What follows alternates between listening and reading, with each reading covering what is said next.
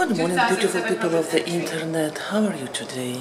I'm starting here in this beautiful room, in beautiful hotel, and we're going to the breakfast. So let's go to the breakfast.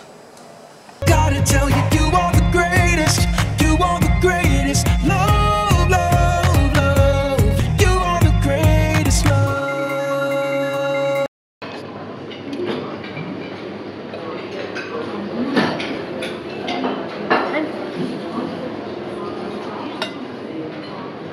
Salad bar in the morning.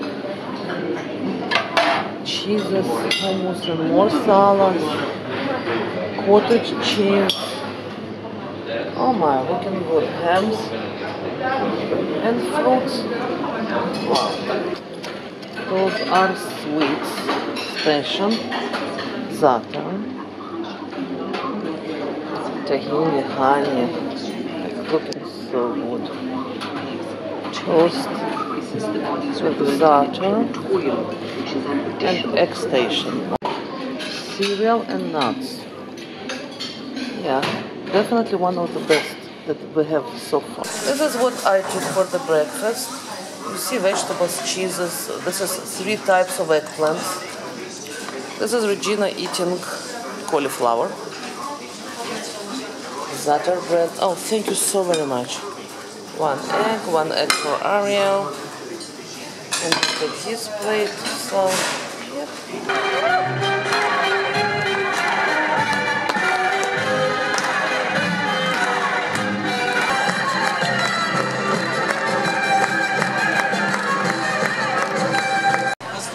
Hi, we are in free tour. You have to check it out. There is free tour to Jerusalem. Pretty interesting one. It's run by donations, so it's very nice to be here. And they speak perfect English, and you should do it here and there. It starts from Jaffa every day, from Jaffa Gate every day, and it's very interesting. So yeah, let's see. So the history of this place. Where we now located, this is the highest ground, topographically speaking, in Jerusalem. So this area was always crucial for the defense of the city. So 2,000 years ago, in the time of King Herod, we know that he built here three different defense towers. And actually the base of this one is still the Helonianic base, more than 2,000 years old. Then when we jump to the time of the Crusaders, 11th, 12th century, this was the royal palace, where the king of the Crusaders ruled over their kingdom from. And like we said, ever since the Ottomans in the 16th century, they built the walls and built here a citadel and placed here a garrison, again, because of the importance of this area. Today, this structure was converted to a museum. They have amazing views from the top, one of the best in the city. You get a discounted ticket if you want to come and talk to me. And students from the Hebrew University like to throw here parties.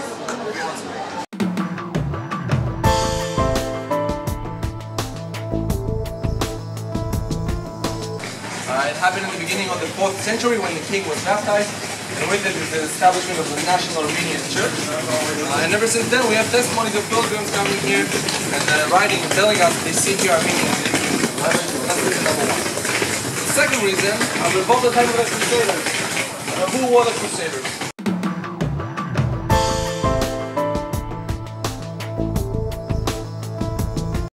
Whereas over here, where we guys now standing, this is the street level, this is the layer of Jerusalem of the 2nd century CE, 1800 years ago.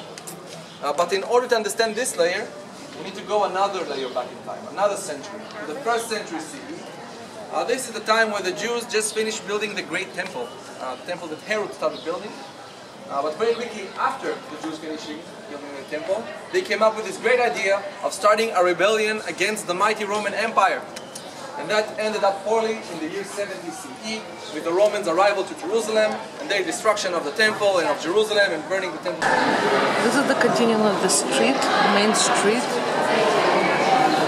with a lot of beautiful mosaics.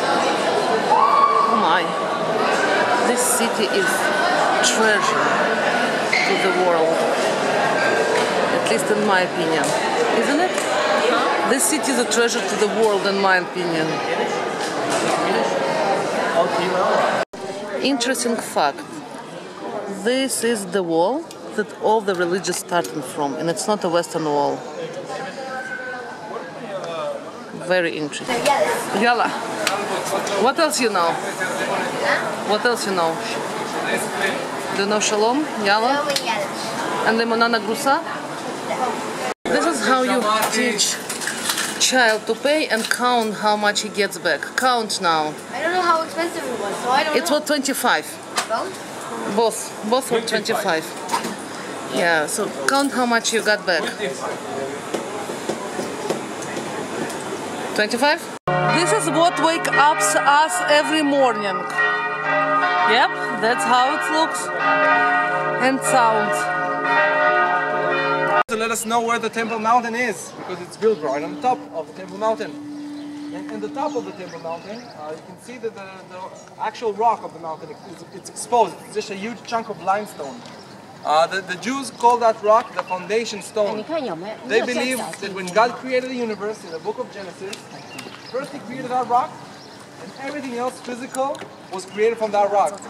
So our entire universe is all originated to the foundation rock, the foundation of our universe. On Thursday, he's going to celebrate his last supper on Mount Zion, go back to pray at the foothill of Mountain of Olives at Gethsemane.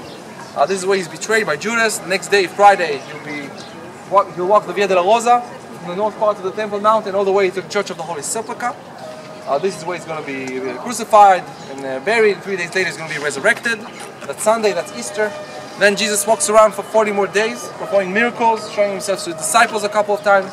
And 40 days after Jesus' resurrection, Jesus will make his way to the top of the Mountain of Olives. And where you see the tallest bell tower with the triangle bluish roof, this is where the Russian Orthodox monument, the Church of the Ascension, the place where Jesus ascends to heaven, and again he will return through the same place. He will return to Jerusalem.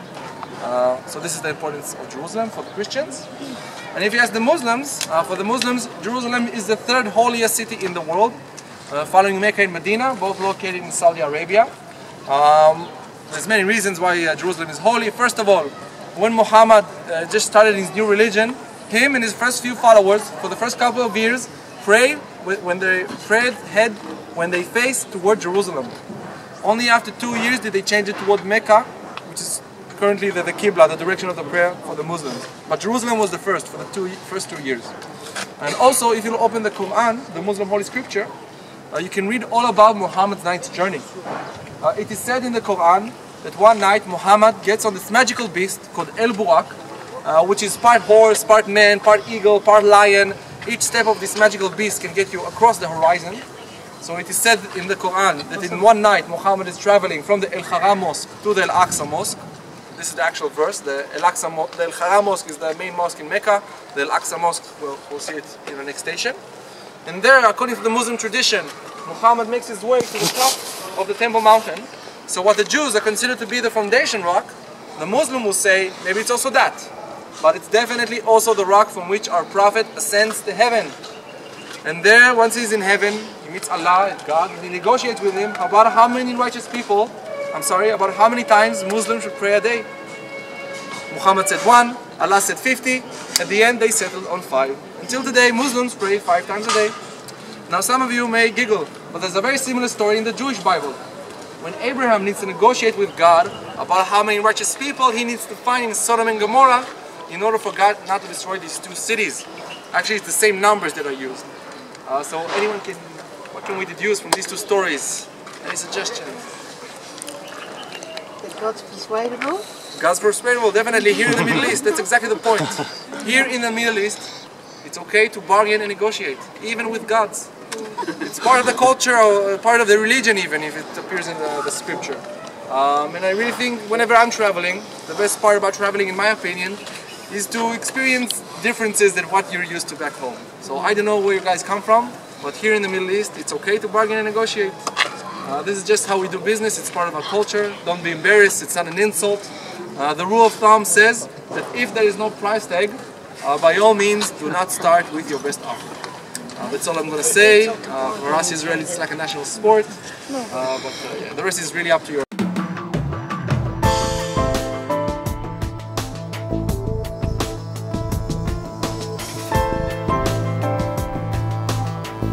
This is the Western Wall from another angle. See? So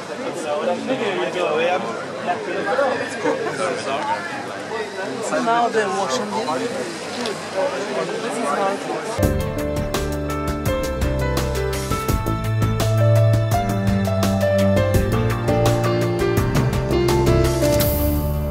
Suggested this is the path of the wall, which means once we cross that street, we exited Jerusalem from the time of Jesus.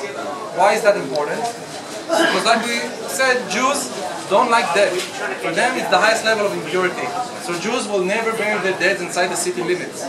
So it's really important to figure out what was the limits of a city to find out if it really makes sense that Jesus was, if the tradition is right.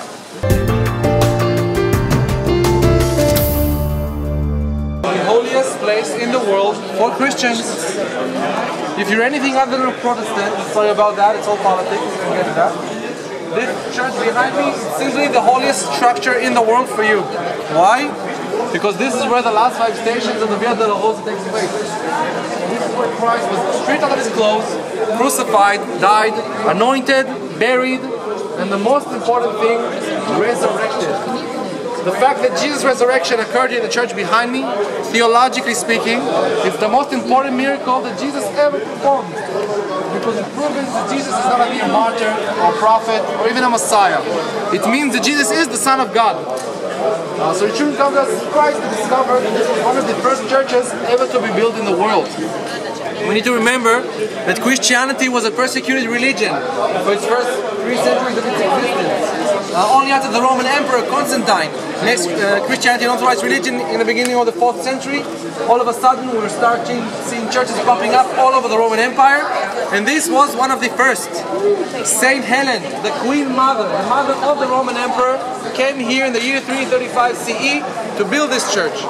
And when she finished building her church, it was 3 times bigger than the church we see now. It was actually a complex of 4 different churches, that the entrance was from the Cardo like we saw, that unfortunately was destroyed by the Persians in the 7th century. Very quickly afterwards we're entering into the Muslim period, when there's still some Christians here in Jerusalem, there's still the patriarchs of Jerusalem for example, but they don't have enough political power or wealth to renovate this church to its former glory. But once the Crusaders will arrive at the end of the 11th century, 1099, the Crusaders come to Jerusalem to establish their kingdom. You're going to see a wall covered in ashes, a lot of walls covered in burnt wall, still from that fire more than 100 years ago. How come? Don't they want to renovate it? Well, they really want to renovate it. They too much want to renovate it. So areas which are in dispute between 2 denominations, they're arguing who's going to renovate, who's going to put the money, who's going to get the credit, who decide how it's going to look like. These are serious issues when it comes to the holiest place in the world. So for now, they just left it burnt for the last 100 years. I'll finish with the ladder. You see up there, there's a ladder. This ladder was placed there by the Armenians in the early 18th century. This was a time where the Christians, especially the Armenians, but other groups, needed the ability to come out and in and out of the church even if the gates are locked. So till today, you can go around, climb where you see there's an olive tree, you cross over, go to the little edge, climb the ladder, and through the window you can do whatever you need. You can go inside, go out, bring something in, whatever you need, you can do it. Obviously, no one needs this ladder anymore.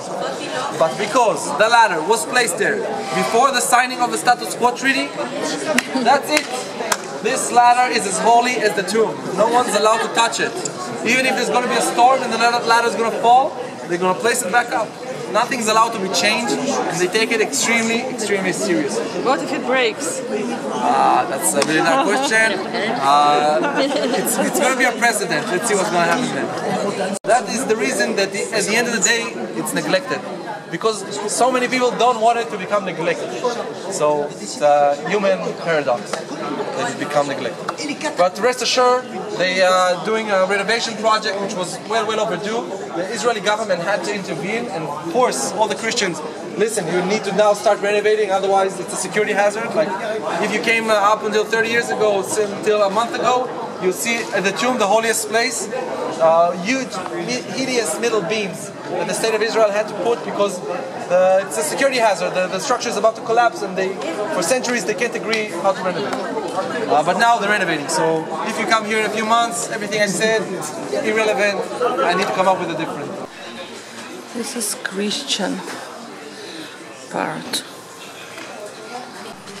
The tour was informative, and you could drop pins on your map here that I forgot to download the Jerusalem.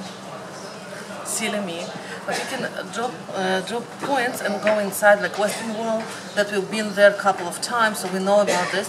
And now we're coming back to see the church of...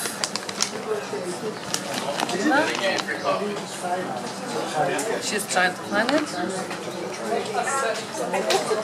There. That one. Yeah, so we're coming back to the Christian part and going to check it out inside. So come with us. Be careful, buddy. The problem is that by the time I will come home, it will so break. This is the church that we're going to.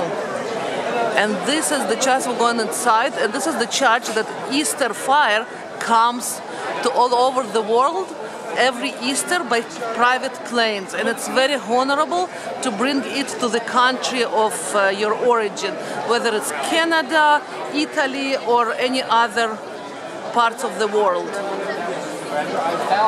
Yeah. The holiest place for most of the Christians.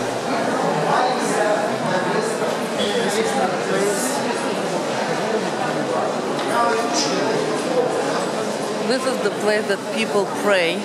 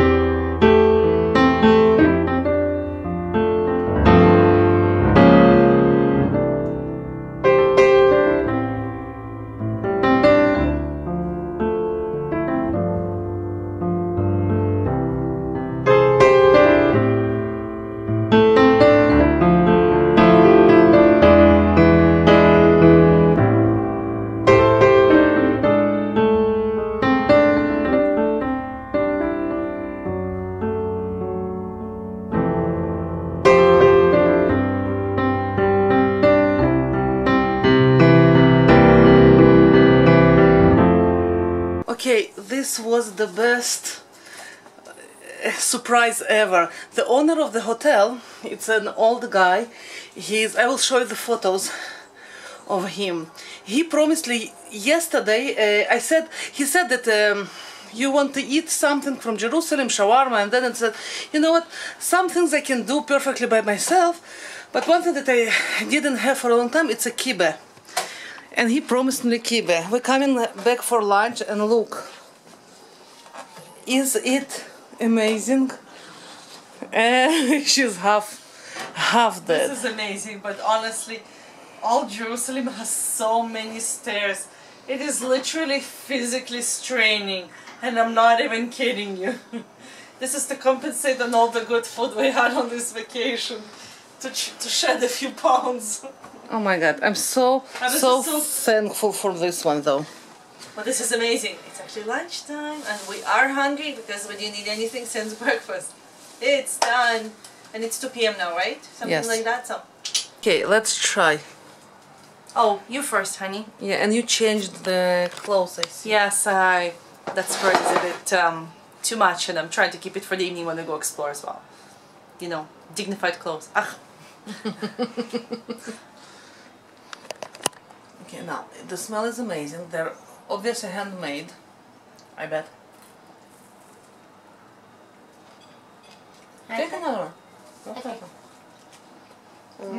Last time I didn't like one, so. With pine nuts. And spices. And phenomenal. Show me. They're phenomenal and crispy. And just phenomenal. Are they good? Oh.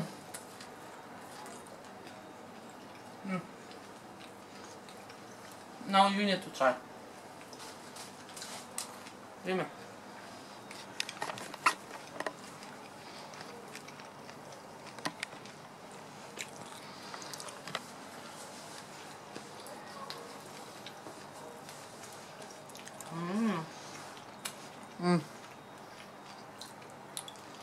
Spicy, wonderful. Oh, I need the recipe of this one.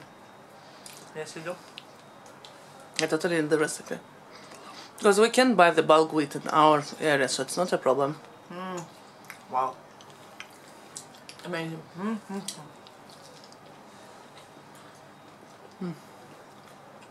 And yesterday said, and I man of my word, you'll have it. And now, Amazing. this is so good. He's amazing. After lunch, we came back to the church, and it was an amazing experience as well.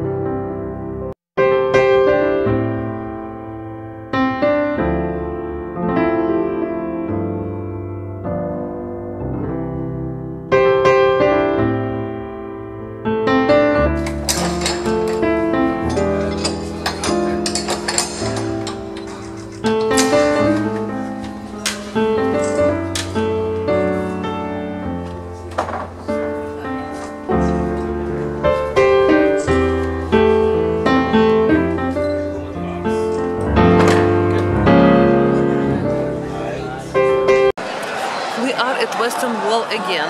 Today is Simchat Torah, which means that today they start to read the Torah again for all year, and people very happy and celebrating. And I will show you what they're doing.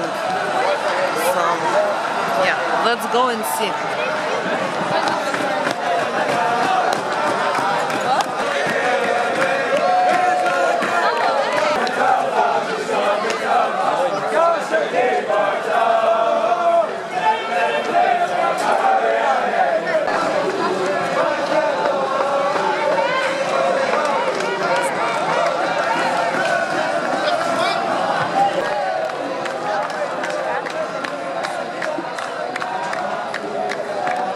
They are here. Dinner time at Jaffa Gate Falafel. Next to our hotel. So. Yes. Yay. Perfect. And he's going to try new veg for us specifically. So Wait, what did you get? I think chicken salami. I don't know. I really don't know. Is that your pizza? Yeah. pizzas? Some type of meat. Cool. It was already there, so yeah. And Ariel decided to have pizza, not falafel. I don't like falafel. No, he somehow doesn't dig it. It was an exhausting day. It was a day full of excitement for amazing energies and a lot of knowledge. So thank you so very much for being with us. And don't forget to subscribe, write us a comment, thumbs up us, and choose love in life. And go towards your joy and do something fun every day. Let us know if you have ever been in Jerusalem and if you want to go. So yeah, see you next time. Bye.